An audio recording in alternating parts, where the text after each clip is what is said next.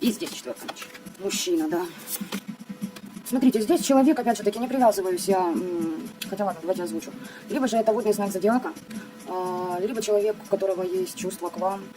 Это может быть как женщина, так и мужчина. Вообще выпадает мужчина, но опять же таки я повторюсь, что я не привязываюсь к этим моментам. Почему? Потому что сейчас многие женщины живут жизнь на мужских энергетиках, а мужчины на женских. То есть как бы поменялись ролями. И...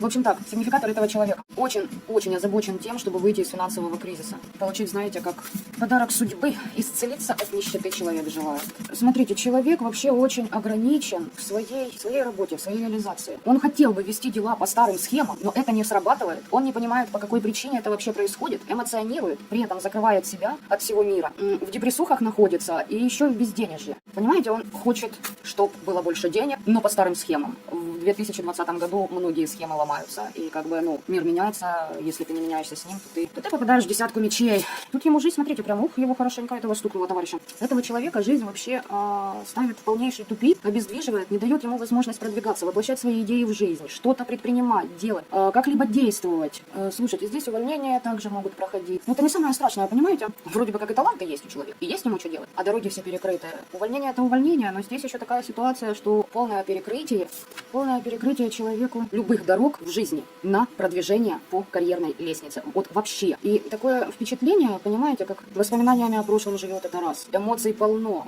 Вроде бы как и дело, то, которое закончилось, к нему с чувством относился, с любовью. В общем, смотрите, есть еще такой вариант, что здесь человек просто попадает в тюремное заключение. Четверка мечей, восьмерка мечей, десятка мечей в ряд. Это просто джекпот, господа. Это просто джекпот. Возможно, пытался как-то что-то, кого-то обхитрить, обставить и не получил. Кто-то оказался просто хитроумнее этой личности. Это сигнификатор этого человека. Так, для чего ему общение с вами? Кем он видит вас для себя? Кем он видит вас для себя в своей жизни? Чего он вообще от вас хочет? Слушайте, это может быть работодатель ваш, возможно, уже даже бывший. Здесь для этого человека вы являетесь ему как некий тотем в коллективной работе. Хорошо, тотем. Тотем, оберег, понимаете? А что вы там оберегаете, как он считает? Ну-ка, что вы там оберегаете, по его мнению? О, магия власти. Понятно. В общем, вы, возможно, занимаете какую-то должность. Возможно, вы вообще его бухгалтер. А у него рушится предприятие, естественно, вы ему как вторая жена, понятное дело. Если же это, допустим, отношения с бывшими, то через вас он получал шанс от судьбы на новые карьерные свои перспективы в работе с другими людьми. И причем он был на высоте среди этих людей. И это все благодаря вам. Теперь посмотрим, чего этот человек хочет от вас. Его истинные отношения. На последние деньги хотел бы к вам приехать, но дорога ему закрыта, у него вообще все закрыто. Здесь какими-то резкими такими, знаете, действиями взять нахрапом, изменить свою жизнь, изменить, возможно, ее с помощью вас, но при этом да так, чтобы вы никогда даже не догадались, что этот человек облажался, что этот человек просто, извините, обосрался в этом мире, в обществе, в котором он был, на работе, где он работал. Он просто жизнь свою по факту просрал, понимаете? И к вам вот так быстро, чтобы вы ничего не заподозрили, как бы что-то порешать, к чему-то прийти. Еще есть момент такой, что человек, возможно, не говорит о своей болезни, то есть не скажет вам об этом. Это из области тех же манипуляций, я считаю, как бы. Если ты готов на равноценный обмен с партнером, то что бы там ни было, ты озвучишь это, не станешь это скрывать. Вообще начинать отношения с какой-то лжи, это просто... Вот соврали в чем-то своему новому партнеру. Вот считайте, что ваши отношения так и пойдут. То есть все, что строится на лжи, это не алло. Это так мягко выражаюсь. Что еще хотел? Вот этот человек хотел поставить вас перед выбором, либо уже решил, что он выбрал вас, так как вы его судьба, надежда, мечта далекая, и он к вам стремится со своими эмоциями, со своими чувствами, понимаете? Да только он забыл спросить вашего мнения по этому поводу. А нужно ли оно вам? Вообще, как он вас видит? Как он вас видит, что он вот с такими вот эмоциями решил к вам прибыть? Как он вас видит? На что он вообще надеется? На любовь. Что любовь с новой силой воспылает, и вы будете такой же, какой вы были ранее. Либо вы окажетесь именно той женщиной, которая способна его чувствовать, способна дарить ему эмоции, заботу. В общем, в худшем случае здесь человек нуждается в мамочке, с которой можно спать. То есть женщину он вас явно не видит. Почему говорю, что он не видит вас женщину? Потому что среди всех этих карт я вижу только, понимаете, вот я. Здесь вас как таковых нет, в его, понимаете? Есть большая обида на весь мир за то, что у него рухнула его карьера. Рухнула карьера, и он резко решил побежать к тому, кто его пожалеет, понимаете? Эмоции ему подарит. Что ты чувствуешь тому человеку, на самом деле, который смотрит на тебя, вот этот вариант? Вы ресурсная женщина. Вы ресурсны для этого человека. Вы мать-героиня.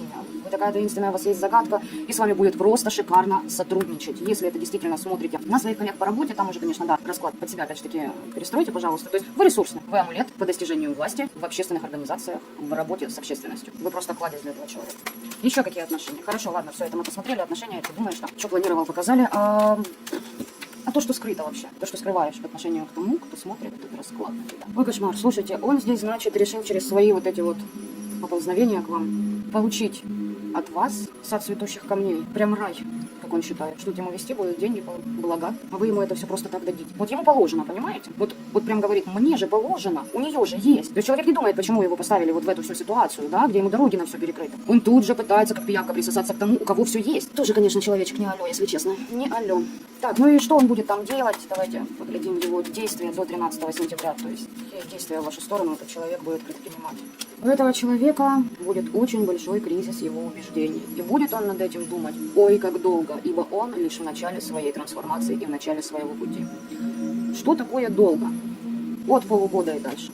За 6 дней ничего не решится. Возможно, он в эту неделю определит для себя, что он только начинает пересматривать свои позиции, свои взгляды на жизнь. 6 месяцев, 6 лет. Тут не 6 недель, 6 месяцев, либо 6 лет. Возможно, его посадили на 6 лет. Есть и такой вариант. Пересматривать он бегал от этой своей, понимаете, духовности много лет. А сейчас его посадят и заставят посмотреть на всю свою жизнь. На то, как он работал, к чему стремился и к чему в итоге он пришел. Каждодневно старался, понимаете, каждый день вкладывался как мог. Возможно, людей обманывал, хитрил, манипулировал. Совет вам относительно этого человека, относительно вообще вашей жизни, наверное. Идите в новое. Забудьте вообще о всем том старом и идите в новое. Что можете допустить халатность, пустить этого человека в свою жизнь, ну и что? И получите разрушение своих деловых связей. То есть он придет и заберет вот это. Вашу власть над другими людьми он перехватит себе. Еще хочу посмотреть, что там. Поймите, что эта ситуация должна была произойти. Ни в коем случае даже не думайте жалеть этого человека. Вообще никакой жалости. Ну не надо там в открытую, да, заявлять, мол, получил, что должен быть. Ну если это, допустим, вы коллеги. Если вообще хотите высказать свою фи, значит говорите прямую, да, ты это все заслужил, хватит ныть, иди отсюда, меняй свое мировоззрение и хоть что-нибудь делай в этой жизни, а не просто, будь перебежчиком и приходи к людям только тогда, когда тебе выгодно у них что-то взять. Ну, знаете, по этой позиции, если ситуация у вас там, допустим, с партнерами, да, ситуация могут быть на самом деле очень различная. Если на что-то он вас будет усердно склонять, возможно, даже по всем падежам, вот так вот, окольными путями, уходите от ответов, уходите от принятия решений.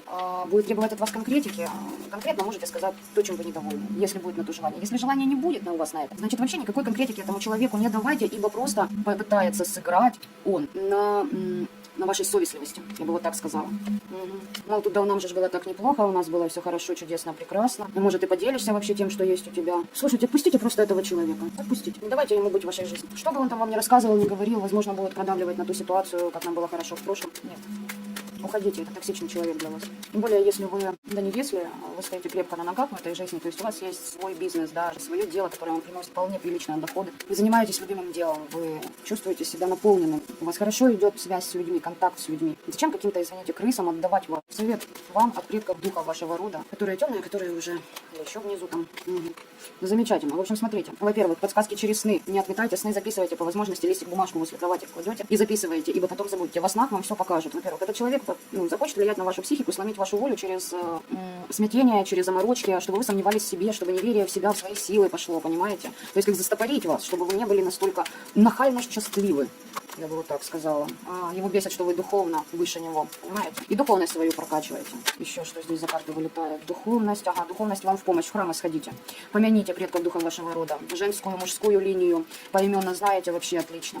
Помяните каждому свечу. Удачу вам это принесет. Смотрите, карты же сами вылетают. Топ, это же защита. Защита. Ребята, получите просто защиту от вот этой ереси, которая пришла у вас забирать. Давайте скажем так. Вот такое вот мне идет, как будто, знаете, это не власть. Это не власть, это то, что есть у вас, что ему не дано. Это не власть, это не медийность. Это умение быть в центре внимания, быть интересным другим людям, чем-то их увлекать, что-то им давать новое, интересное, понимаете?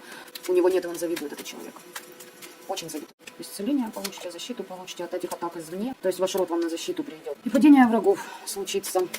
Вот знаете, у меня такое впечатление, что здесь смотрят те, кто уже знает, как делать правильно подношения, в какие дни куда ходить, кому как обращаться. То есть здесь не новички меня смотрят. Слишком легко все. Значит, вы это уже прорабатываете. Значит, вы уже в этом вращаетесь и знаете, что такое магия и откуда вообще в ней ножки-то растут. Так, и теперь я еще хотела вам подсказку посмотреть, второй вариант. Подсказку по магии, для тех, кто в магии, да, осведомлен, в общем, могуч русский язык. Так, какая магия вам подойдет? Заговоры читайте, но при этом помните, что лгать нельзя. Заговоры на плодородие читайте. Ставы для того, чтобы увидеть сокрытое во снах, подсказках с внешнего мира. Любым способом. Чтобы истину вам открыли, и вам откроют это. Сам Всевышний придет и вам подскажет. Вот знаете как? Прям покажет, в чем этот человек вас обманывает. В деталях.